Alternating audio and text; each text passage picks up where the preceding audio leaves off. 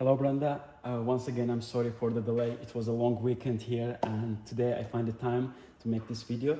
I'll give my demo on the Eureka Libra grinder. We already discussed that they both are the exact same grinder with two differences, that knob and the dosing cup. And for the adjustment knob, I remember I told you it needs to be adjusted every month. But one thing, let me correct myself here. You don't need to perform it regularly every month. Over the time, it needs adjustment, but it doesn't mean that you have to regularly perform it. So over the time, if you feel that you don't get the correct extraction, for example, you put the coffee to machine and it just drip the coffee slowly, and in that case, the first thing you suspect is that adjustment knob, and I have a separate video for that, and I'll send it to you today, so you can also perform it once you need it. But for now, I don't want you worry about that adjustment knob. And the process is really easy. It takes 3 or 4 minutes to complete. And yeah, okay. So in this video, I'll show you the common mistakes the users do on this grinder. I say mistakes because when the grinder doesn't able to dispense coffee, we usually suspect that the burrs are jammed, and because the Libra and your grinder has a powerful motor which is able to overcome every friction.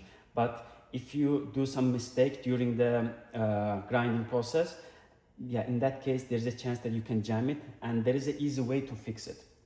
So I turn this on, and I already ground coffee inside the burr and between the burrs, and close the plastic lid, that section here, so the hopper doesn't feed the grinder.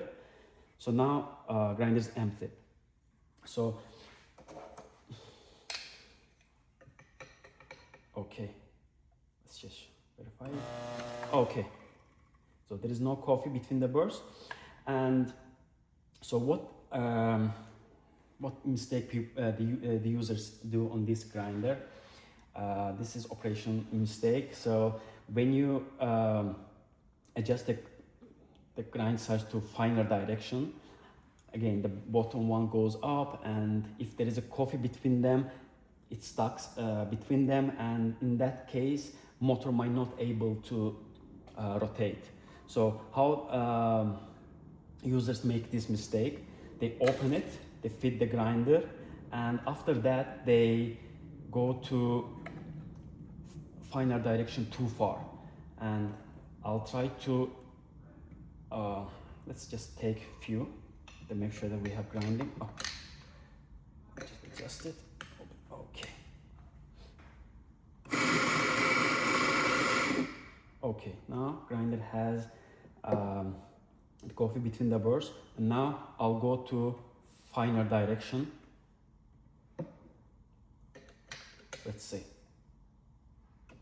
See, I can hear the click sound. Also, I can hear the electrical sound comes from the motor, but you don't get any coffee. So it means that coffee jammed between the burrs. So in that case, you don't need to open it, disassemble to clean it.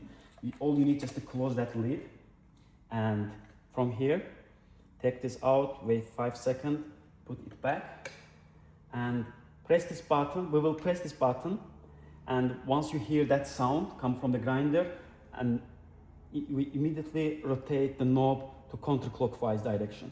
So I'm sure that you already get the idea. We will give more space to the burrs, so in that way the burr will be able to rotate. So I'll put it here, press. Okay. Okay, so as you see, we unstuck the burr, and now it's able to dispense coffee, and you can dispense all coffee between the burrs. I'll do one more time.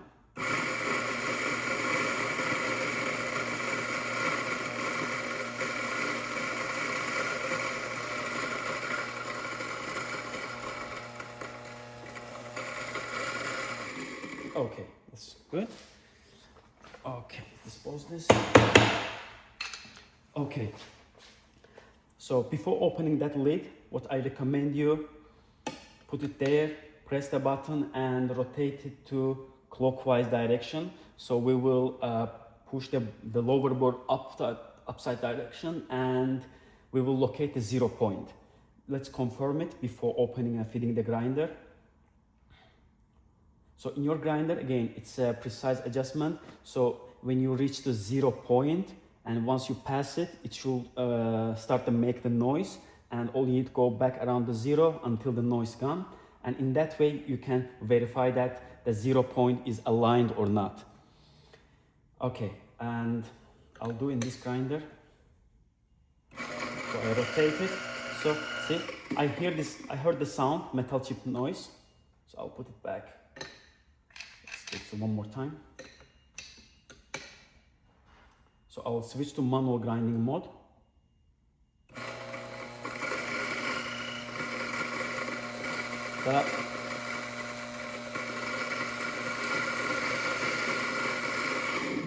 So, I think, that was open. Sorry about that. That's why I was wasting the coffee. Okay. So I'll open it.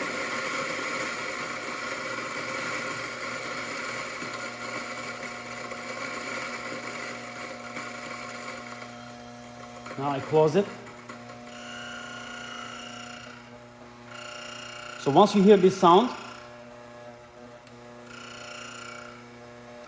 you can go back a little bit until that sound gone, and it will be your 0 point. And from there, you can go somewhere between 10 and 15. This is good size for the espresso. You can start, and based on the result, you can adjust the grinder. And let me show you how you should do it, perform it in your machine. Okay, so we located the 0 point, and in our machine it's somewhere here. So before feeding the grinder, I'll rotate it coarser direction somewhere here.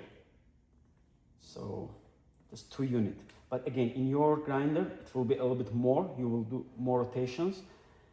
Okay. So now I set this size and I'll open this. Now I'll get 18.3 gram coffee.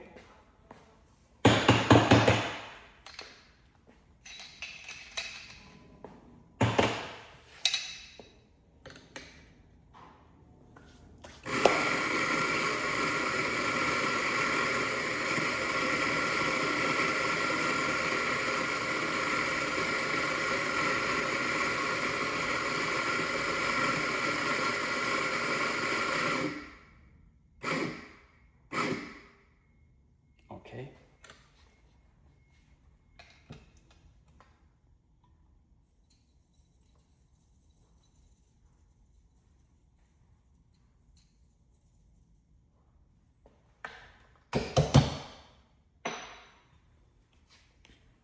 So there are a lot of factors that affect that time. Even that tamping pressure also has an effect on the extraction time. Okay.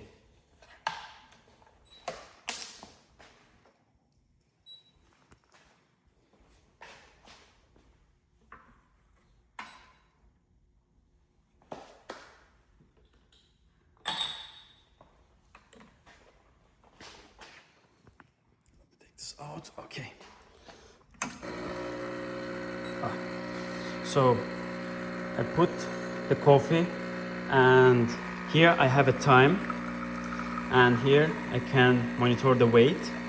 So we put 18 gram in, so our target is to get 36 gram out. And we will get this 36 gram within 24 seconds. So that's actually a perfect shot. So usually 1:2 ratio, 18 gram in, 36 gram out, 1:2 ratio within 25-30 seconds. If you get that ratio within that espresso, that's perfect espresso.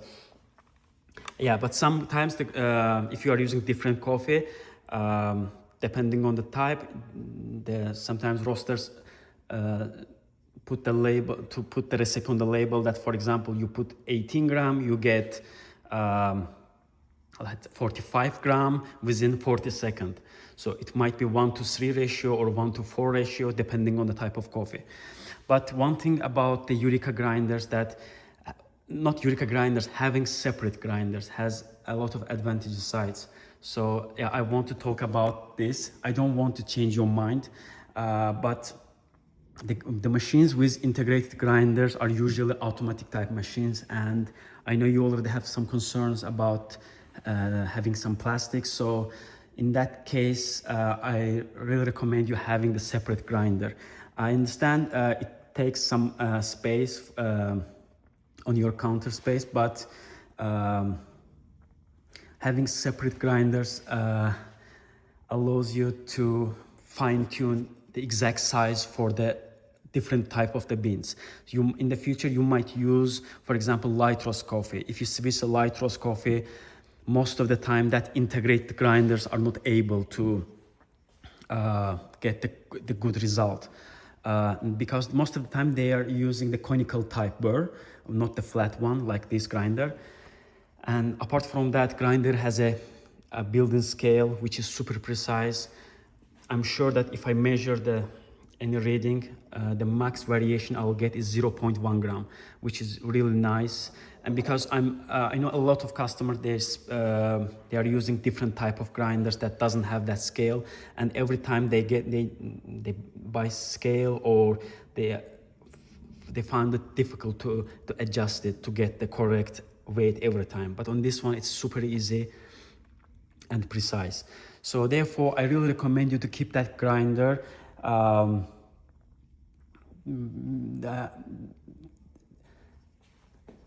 So one information I can give you is we have some customers that what can I see in them? They buy an entry-level machine, but they spend around $2,000 for the grinder.